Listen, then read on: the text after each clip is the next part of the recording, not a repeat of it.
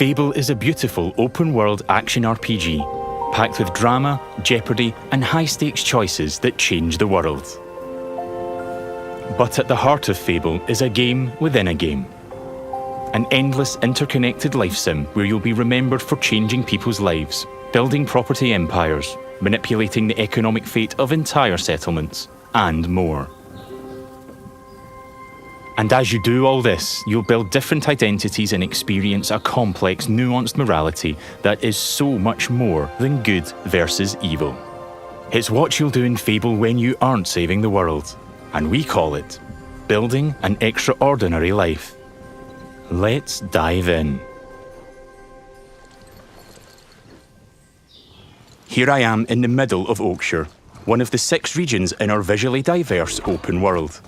It's characterised by beautiful rolling hills and lush, colourful foliage, inspired by the British countryside. There are settlements of different sizes throughout the world, each with their own population, traits and landmarks. Albion is full of variety. We can see one of those settlements up ahead.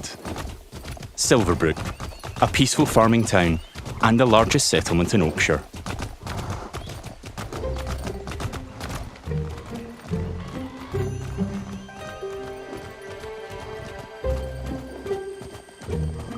Silverbrook is all about farming, so it has an almost unhealthy obsession with vegetables, which can be seen in every detail of the environment.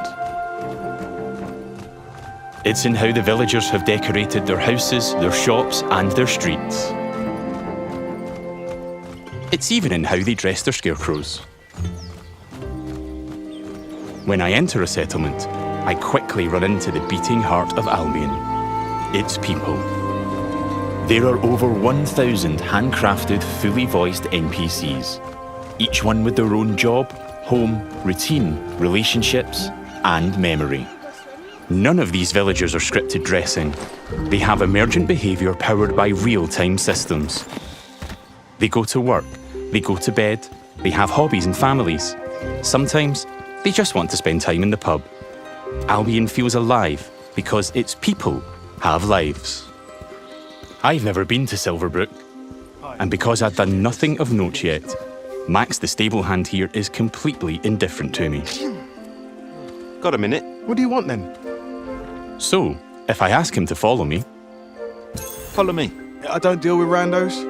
He won't, and he thought I was weird. That's fair. Right then. Bye. Well, and there you go, I guess.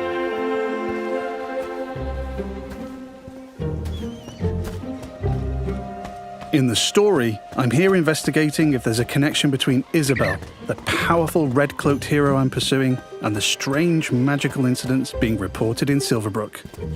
Is that a hero? Right. I've heard something about giant vegetables and a hero called Arden, who lives nearby. Maybe they could help me find Isabel. And it seems there's a bit of a commotion in the town square. Let's see what's going on. Someone needs to tell this little brat what's what.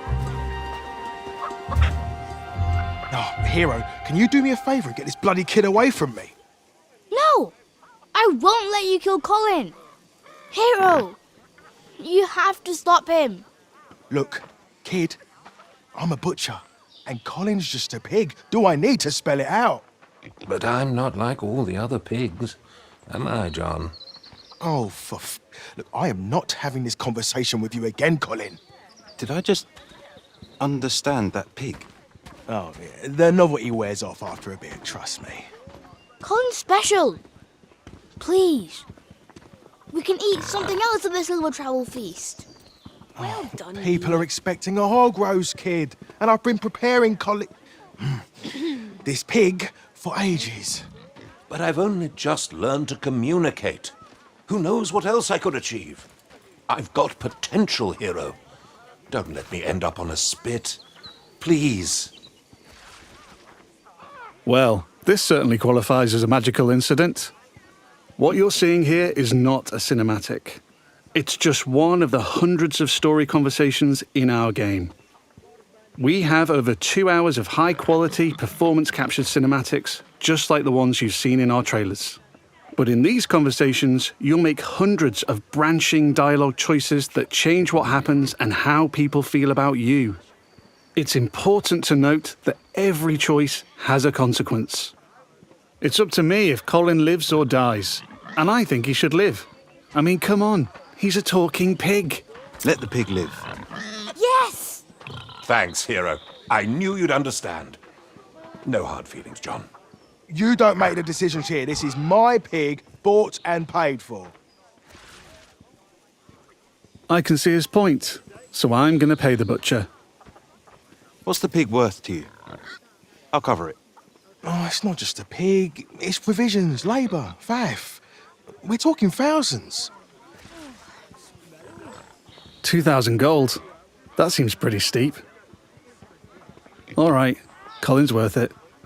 Here. This should cover your expenses. Fine. Those rumours about Dave's veg better be true. Feast going vegan this year. Hero, you saved Colin. Mum gave me these, but I think you deserve them more. Thanks. Maybe you could help me back. The guild sent me.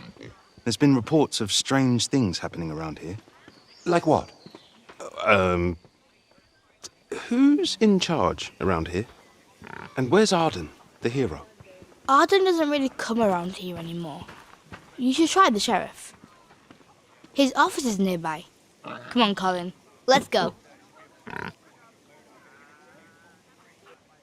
I've spared Colin's life. I've also gained reputations as virtuous and shrewd. In Fable, every action generates local reputation. You'll eventually be known for the reputations you build, and everyone will judge you on their own moral terms, often directly. Nice way. And this is at the centre of our complex, nuanced take on morality, evolving beyond just right and wrong. It reflects real life, where morality is multifaceted and subjective. One person's good is another person's evil. Even being merciful will divide opinion. Let's chat to some other folks and see what they think about me. Hello there. Hey, you're that hero. This is Jack the Beggar. He's a commoner who's unemployed right now, which is a shame, given he's a hard-working sort of person. On the right is how he feels about me. Jack likes my virtuous reputation and thinks I'm principled. Other NPCs might feel differently about my choices, because each has their own moral view on the choices you make. There are lots of ways to interact with NPCs. I'm going to give some gold to Jack, because he seems nice, and he's a bit down on his luck. For you. I hope it helps. Oh, this is going straight in my pocket. Cheers. He was grateful for that, and he felt I was being kind. Let's give him a bit more. Here. Don't spend it all at once. This takes the edge off. Thank you. That made an impact. I've gained a reputation for being kind, and I'm known for it across Silverbrook. Everything you do has a consequence. Let's leave Jack. So long. You're like a breath of fresh air, you know? I do like Jack, though. Maybe I should buy him a gift. There are lots of shops with different stock across Albion. Let's go to the general store across the street to see what they have. Every business has NPCs working in them as part of their daily life. Just like Megan here. This is some quality stuff. Welcome, hero. What can I do for you? Doing my deal to save Colin gave me a shrewd reputation, and Megan here is a fan. She's an ambitious commoner, and she thinks I'm savvy because of my earlier deal-making.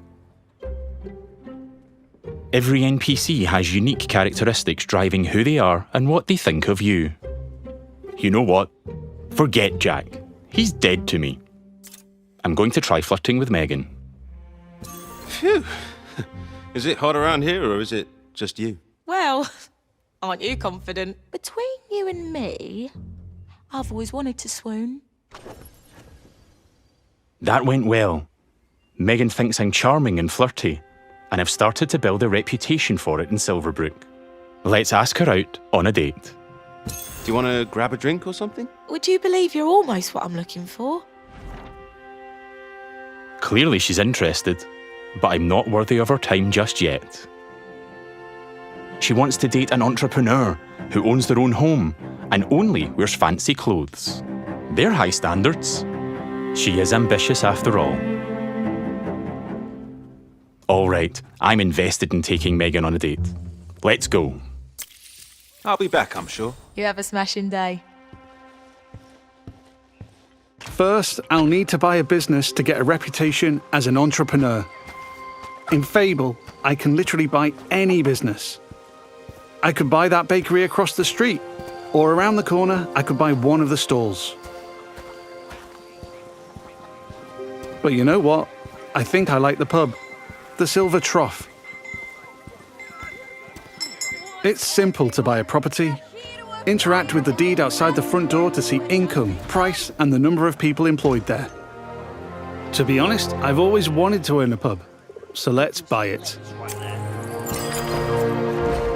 Maybe this is the start of my business empire. I'm a proud new pub owner. Now I can set prices and wages, and I can manage the staff. Every villager performs differently. Here, Susan the bartender is great with customers because she's caring. And that's giving my pub an income boost of 10%. Thanks, Susan. The pub's understaffed though.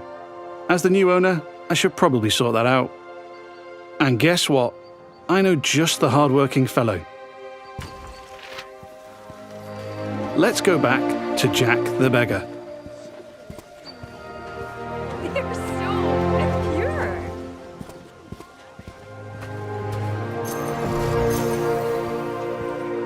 I've also gained reputations as an entrepreneur and as rich, because I bought the pub and it cost me a ton of gold.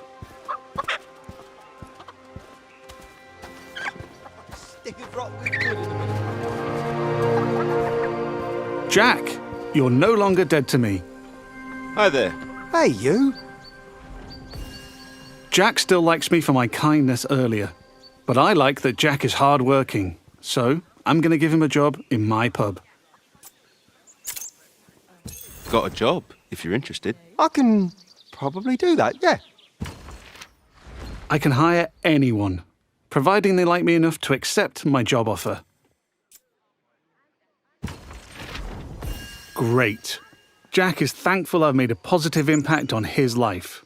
He's no longer a beggar, and he's now a bartender. Cheers. Yeah, makes sense. There are so many other people to talk to. Villagers react to the reputations you build, They'd help with anything. and they remember the things you do to them. Now the pub is fully staffed, and Jack can head off to work. Incredible. Take your time, Jack. Next I need some fancy clothes. Let's head to the tailor. What a cheeky charmer. There are lots of places I can update my look.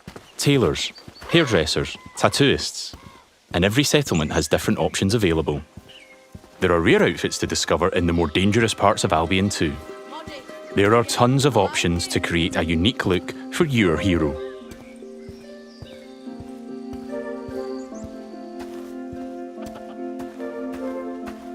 This place looks fancy. Let's head inside.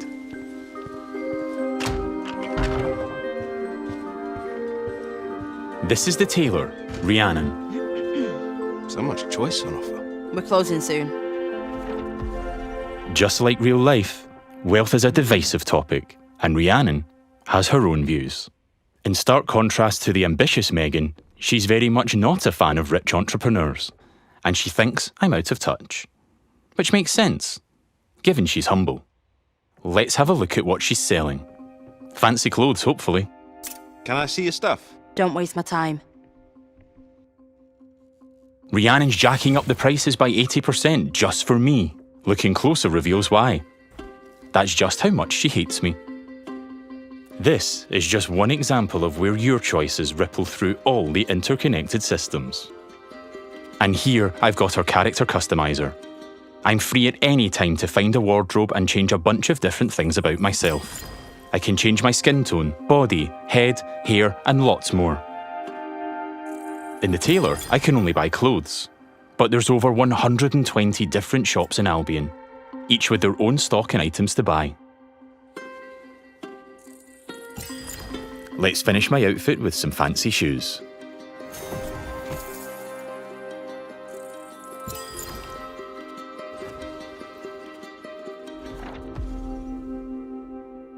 See you, Rhiannon. Take care. Yeah, alright. We don't get on, but it's been a pleasure. Now I'm really looking the part. Let's check on my relationship with Megan.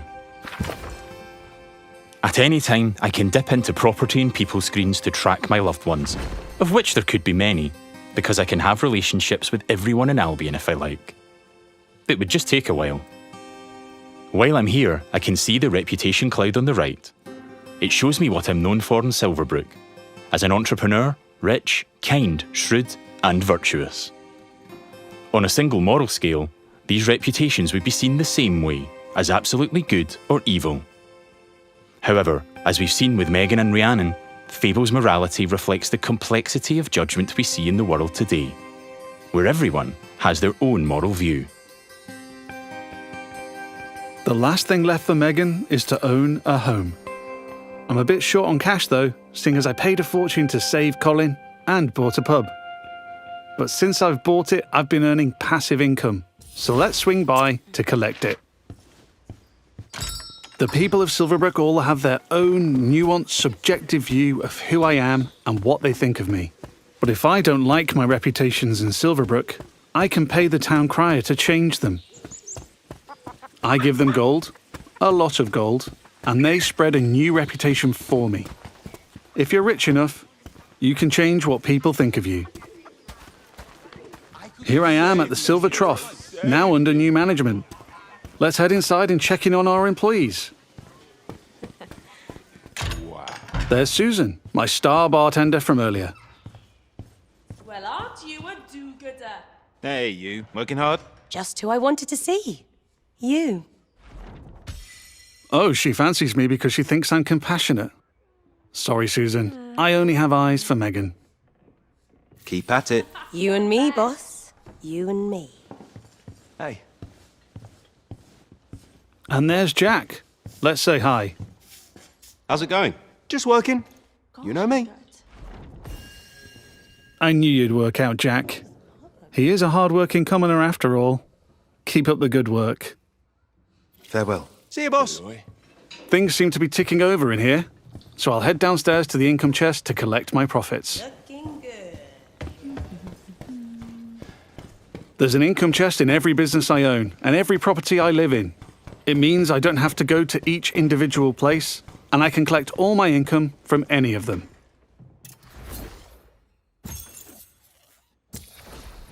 I've got a decent amount of gold now. Time to pick off the last thing on Megan's list.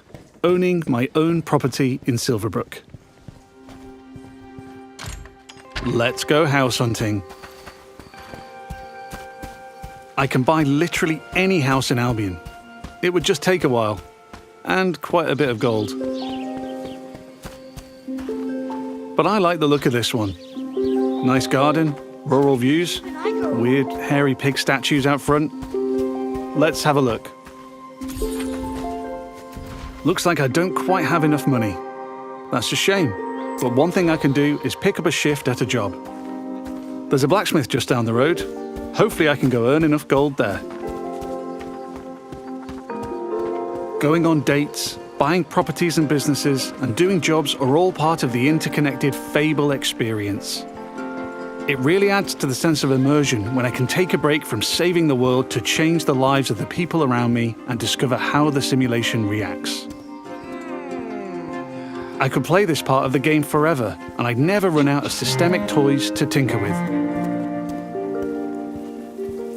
There's a couple of jobs to take on across Albion, but today I fancy a try at blacksmithing. It's as simple as walking up to the anvil to start a shift. No prior experience required.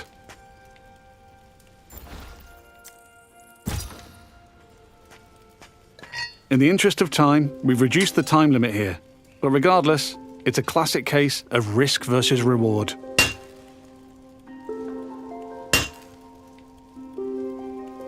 I'm constantly having to balance speed versus precision, while trying to earn as much as I can.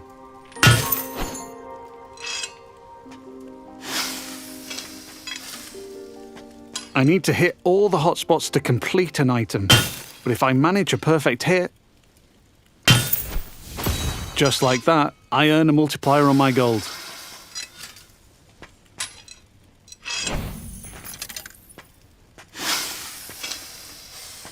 That's a successful shift completed. I can return to the blacksmith anytime to earn more gold and gain blacksmithing experience while building my reputation. I've now got just about enough gold for the house. Let's head back down the street and buy it.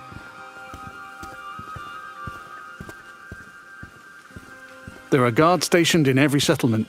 They're always there to keep a watchful eye on the villagers, and probably 2 eyes on a hero. If I get caught committing crimes, I'll find myself in trouble with the law, and that will change what people think of me.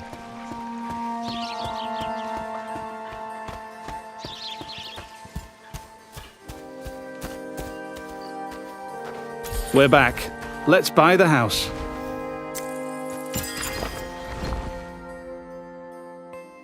Now I'm the owner, I can hike up the rent or even make it free if I'm feeling charitable. I can manage my tenants too. I can let them stay and keep collecting the rental income, but I want to move in myself, which gives me the choice to just chuck them out on the street or be nice and give them a bit of gold to leave. And if I chuck them out, that would cause me to be known as heartless. And I'm trying to be nice right now in case I ruin things with Megan.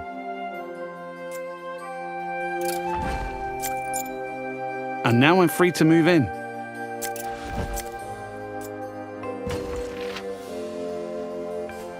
Let's look around. Home sweet home. I can buy any house in Albion. And while this one lacks some square footage, there are huge houses, even mansions I can buy throughout the game. Looks like the tenants left some stuff behind. Awful fans, apparently. Wherever I live, I have access to my income chest and wardrobe, so I can collect all my gold and change my appearance whenever I like. That was the last thing on Megan's list. Let's head back to the general store.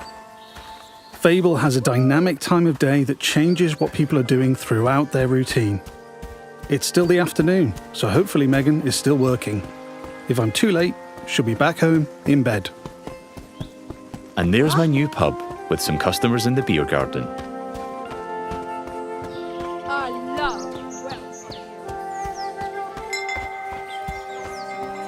Now we're back at the general store.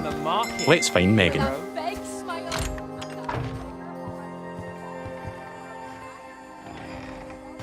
Just the person I wanted to see. Still interested? I've ticked off all Megan's dating goals, so now my chances of romance are much improved.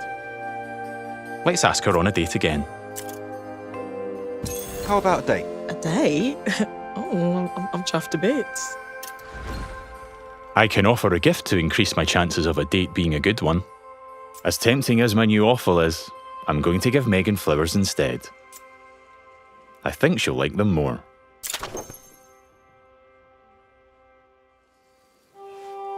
Here we are on a date at the Silver Trough. Hope I'm getting free drinks.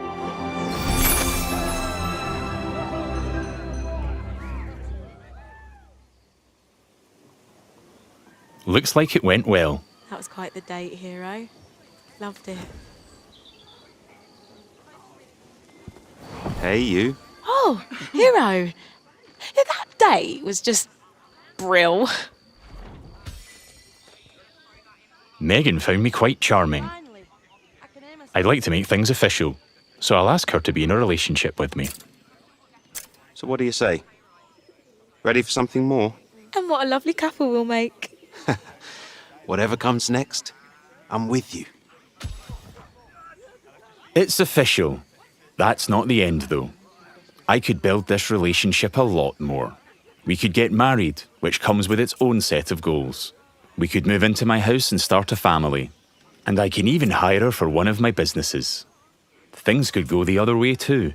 I could break up with Megan, or divorce her in future. Or I might make choices that make her divorce me. There's lots of ways I could change her life, and she'll remember. But we've seen enough romance for now. Bye, Megan. I have to go. But you're welcome to watch me leave. You have a lovely time, sweetheart. Before we go, I've only really demonstrated what it's like being an upstanding citizen in Silverbrook. Our game is one full of contrast, though, Modest. Yeah, I like it. where I decide the kind of hero I want to be. So let's briefly explore what it's like if I'm not so nice. Hi, Susan. Nose to the grindstone. Love to see it. Lovely to see you, boss. Sorry, Susan. You're fired. Yeah. You're fired. Sorry. You're gonna regret that, swine. She's not happy about that, and she thinks I'm being heartless. But because in Fable morality is subjective and varies from person to person, not everybody will have a problem with that. There might even be someone who fancies me because I'm heartless. Villagers also react to my physical actions. If I start firing arrows around the place, they'll start to perceive me as reckless.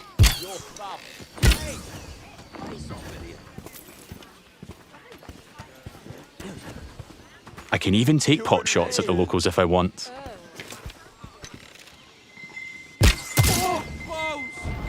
And now I've gone too far, but I'm in the mood for a fight.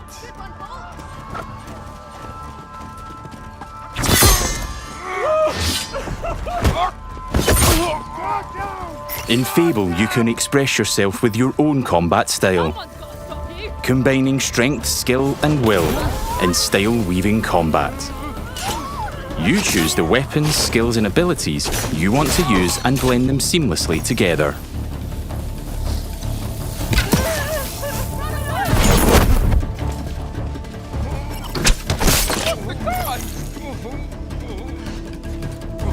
Stay still, please.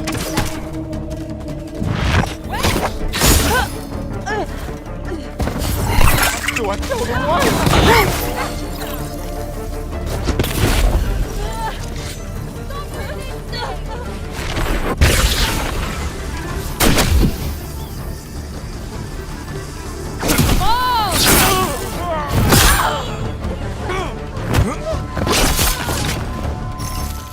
I'm putting up a fight, but backup will keep on coming until I leave Silverbrook. Peacefully or not. I think a tactical retreat is probably for the best. Now I have a bounty on my head which will grow with more crime. I can immediately pay it or pay a reduced fine if I spend long enough out of town. My reputations don't disappear with my bounty though. Once I'm known as a killer and a criminal, it'll stick with me until I put in the work to change what people think. Or until I've made an expensive visit to the town crier. Because the people in Albion remember what you do.